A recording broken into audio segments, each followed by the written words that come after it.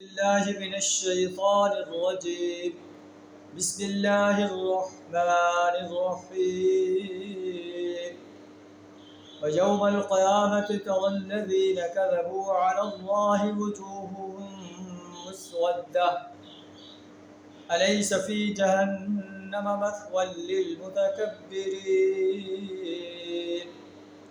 وينجي الله الذين اتقوا بمفازتهم لا يمسهم السوء ولا هم يحزنون الله خالق كل شيء وهو على كل شيء وكيل صدق اللہ العظیم. سورہ الزمر آیت نمبر 60 تا 62 آپ کے سامنے تلاوت کی.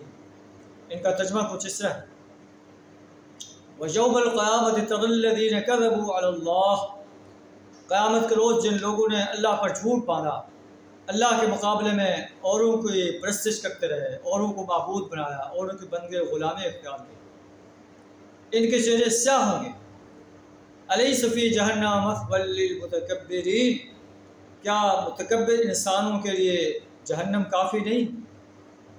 ایسے متکبر انسان جو اللہ کے سامنے جھکنا پسند نہیں کرتے، اللہ کے سامنے ہاتھ پھیلانا پسند نہیں کرتے، اپنی دولت کے، اپنی ٹھاٹ باٹ کے نشے میں سرشار ہیں.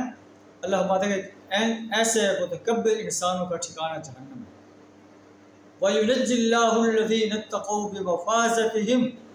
اس کے برعکس جن لوگوں نے تقوی اختیار کیا، ان کے اسباب کامیابی کی وجہ سے اللہ ان کو نجات دے گا.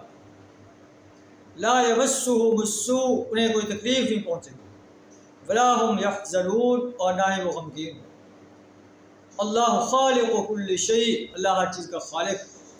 وهو على كل شيء وكيل. اور وہ ہر چیز پر نگہبان، ہر چیز پر نگرانی کر رہا کہ کون سا انسان اللہ کی اطاعت میں جو ہے لگا ہوا ہے اور کون سا انسان اللہ کا سرکش بن کر اللہ کی زمین پر فساد پھیلا رہا ہے. اللہ ہر ایک انسان کو آبزرو کر رہا ہے.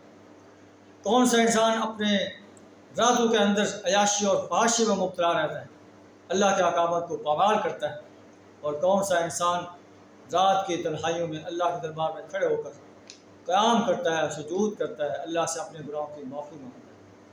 کون سا انسان دن کے اجالے کے اندر اللہ کا باغی اور سرکش بن کر اللہ کے احکامات کو پامال کرتا ہے، اور کون سا انسان اللہ کے دین کو غالب کرنے کے لیے میدان عمل میں رہتا ہے.